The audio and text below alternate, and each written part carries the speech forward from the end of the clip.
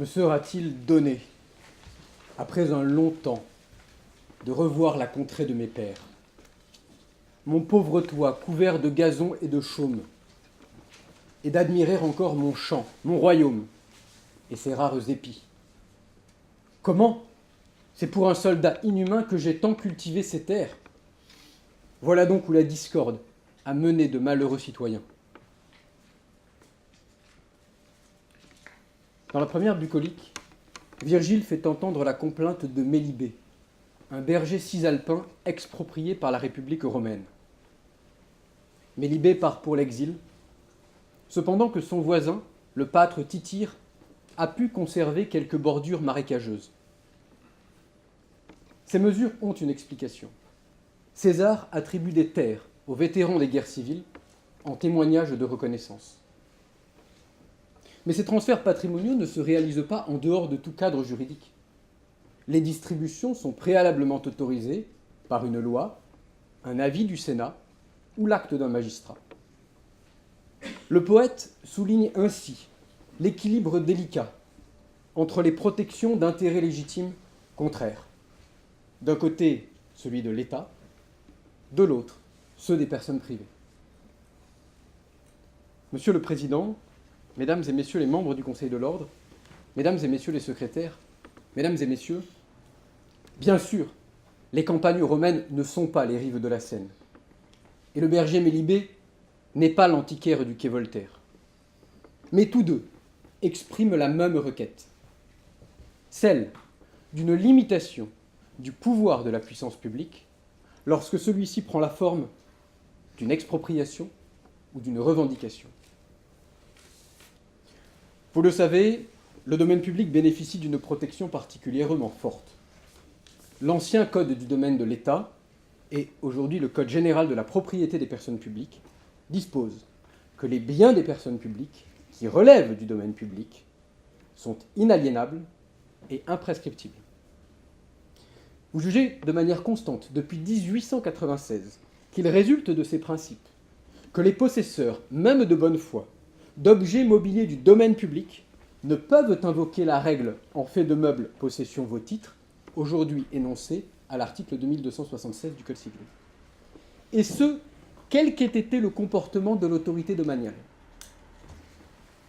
Ces biens peuvent donc faire l'objet d'une revendication perpétuelle de l'État.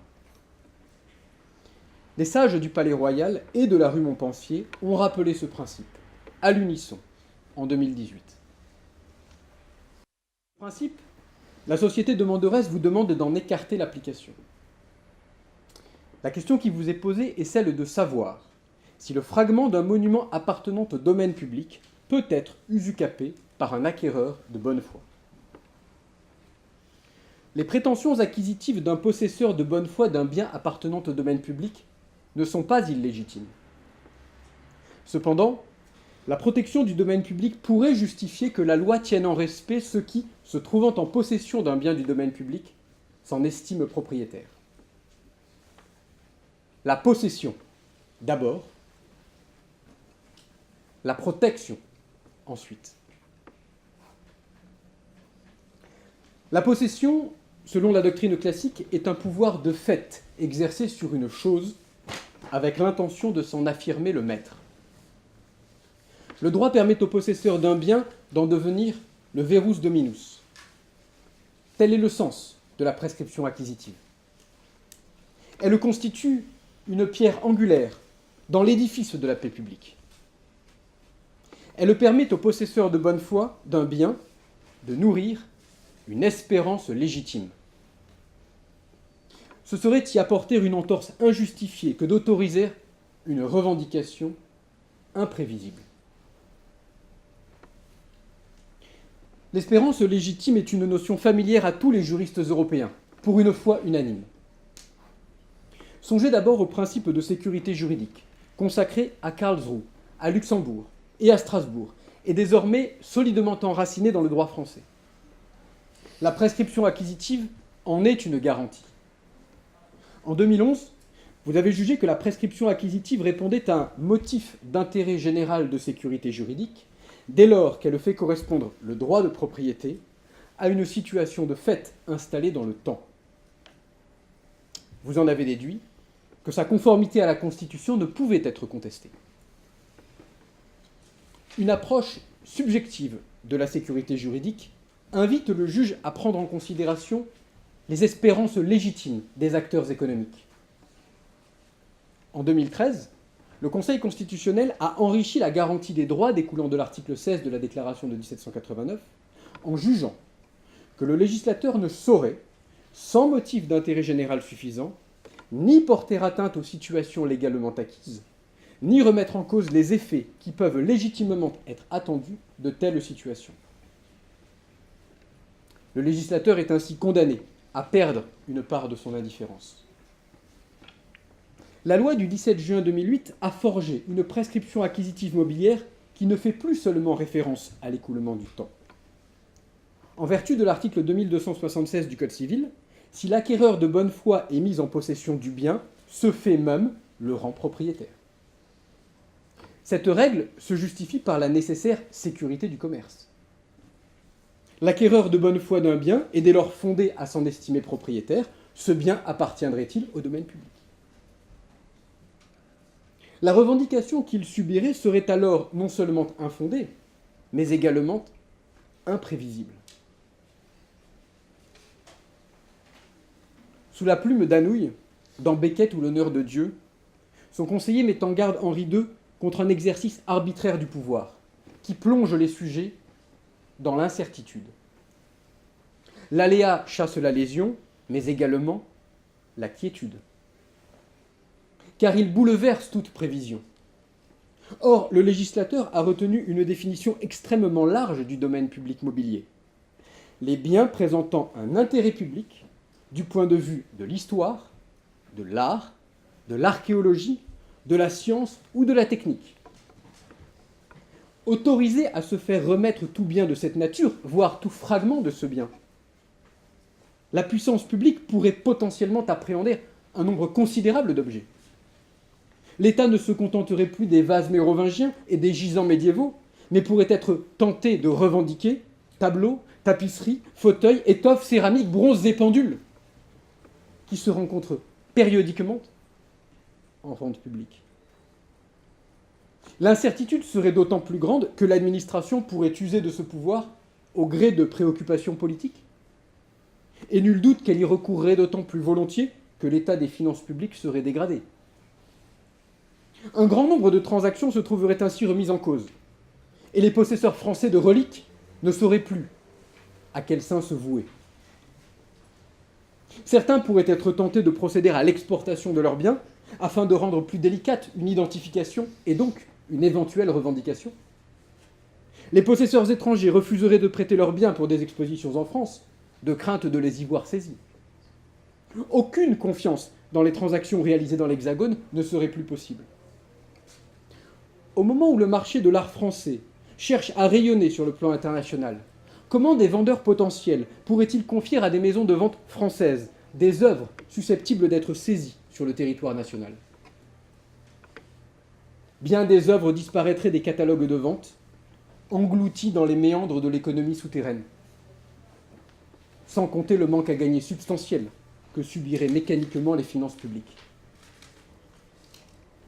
Comme la Vénus d'île, imaginée par Mérimée, lui-même inspecteur général des monuments historiques, ces biens seraient frappés d'une malédiction, mais qui tiendrait moins au surnaturel qu'à la précarité permanente de leur possession. La voie de l'usucapion semble donc une solution légitime, mais ce serait écarter trop rapidement les motifs de la protection du domaine public. Si l'État est fort, il nous écrase. S'il est faible, nous périssons. Dans ses fluctuations sur la liberté, Valéry met en lumière le paradoxe de l'État, celui d'une figure tutélaire qui, pour protéger ses intérêts, doit parfois porter atteinte à ceux de ses sujets. Un État faible signe le risque d'une civilisation privée d'histoire et de culture. Pour y faire obstacle, la loi protège le domaine public. Elle sert ainsi l'intérêt général. C'est le sens du service. Mais dès lors que cette protection est consacrée, il vous appartient de déterminer le rôle du juge chargé de sa mise en œuvre, c'est-à-dire de tracer les contours de son office. La protection du domaine public trouve sa raison d'être dans l'intérêt général. En 2003, il a été jugé, rue Montpensier, que les exigences constitutionnelles qui s'attachent à la protection du domaine public résident en particulier dans l'existence et la continuité des services publics dont ce domaine est le siège, et dans les droits et libertés des personnes à l'usage desquelles il est affecté. En protégeant le domaine public des velléités d'appropriation de tiers possesseurs, la loi poursuit un double objectif, de conservation et d'éducation. De conservation de la matière et d'éducation de l'esprit. La conservation matérielle des œuvres est garantie par les moyens techniques et humains de l'administration, qui ne sont pas à la disposition des particuliers. Ces moyens permettent d'assurer la pérennité des œuvres. Les nymphéas de Monet ne survivent que dans des conditions optimales d'éclairage, de température et d'humidité. La loi permet également la conservation de l'intégrité des collections des musées, en prévenant le risque de dispersion. C'est en ce sens que les trésors nationaux ne peuvent quitter le territoire national qu'à titre temporaire, et à des fins limitativement énumérées par la loi. Dans le cadre de la protection du patrimoine culturel et artistique d'un pays, le contrôle du marché des œuvres d'art constitue pour la Cour de Strasbourg un but légitime. Il est ainsi loisible à l'État de s'opposer à l'éparpillement de son patrimoine aux quatre vents. Faut-il rappeler que la protection du domaine public participe également à l'éducation de la nation? Je donne mes œuvres à la France. Mes œuvres, c'est mon âme, et mon âme appartient à mon pays. Pour Victor Hugo, l'enfant qui apprend à connaître la culture de son pays deviendra un citoyen plus éclairé. Ainsi se développe un sentiment d'appartenance à une communauté, qui pleure quand chute une flèche emportée par les flammes. Comment, dès lors, définir l'office du juge? Il est de l'office du juge dans le procès, affirme Ovide, de rechercher l'action du temps sur les faits, et de juger en tenant compte des circonstances. La radicalité de l'action en revendication impose de forger des critères de distinction entre les revendications justifiées et celles qui seraient abusives. Plus la possession est ostensible, plus il est légitime qu'elle produise des effets. La monumentale sculpture des deux personnages fantastiques de Miro ne se possède pas comme une boucle de ceinture de Pépin le Bref. La bonne foi du possesseur devrait également être finement analysée. La possession d'un tableau de maître acquis par un ancêtre signe davantage la présence de la bonne foi que celle du bas-relief d'une cathédrale. Enfin, le juge devrait examiner le comportement de l'administration. Si une action exercée dès la découverte de l'existence du bien apparaît légitime, tel serait moins le cas d'une action exercée plusieurs années après, voire après que l'administration s'est portée acquéreur et a abandonné son projet pour la seule raison d'un prix jugé excessif. Tel était précisément le cas en l'espèce. En se portant d'abord acquéreur, l'État a conduit l'antiquaire à penser qu'il n'exercerait pas de revendication. Mais eu égard à la nature de l'objet, il est possible de douter de la bonne foi de l'antiquaire. Comment aurait-il pu ne pas s'interroger sur l'appartenance de cette pièce au domaine public? Or, le doute exclut la bonne foi. Dans cette hypothèse, la balance doit donc pencher en faveur de l'État. Monsieur le Président, Mesdames et Messieurs, il est vrai que les bergers peints par Virgile, pleurant sur leur terre perdue, auraient pu trouver chez un juge une oreille attentive, afin d'apprécier la décision de César. Mais l'intérêt général doit primer les intérêts particuliers. Quoique brutale, la revendication d'un bien du domaine public est indispensable pour assurer l'intégrité du domaine public. Vous pouvez garantir sa protection sans pour autant reconnaître à l'État un pouvoir immodéré. Vous maintiendrez une solution légitime sous le contrôle du juge. Vous refuserez d'écarter le principe d'imprescriptibilité. Vous rejetterez.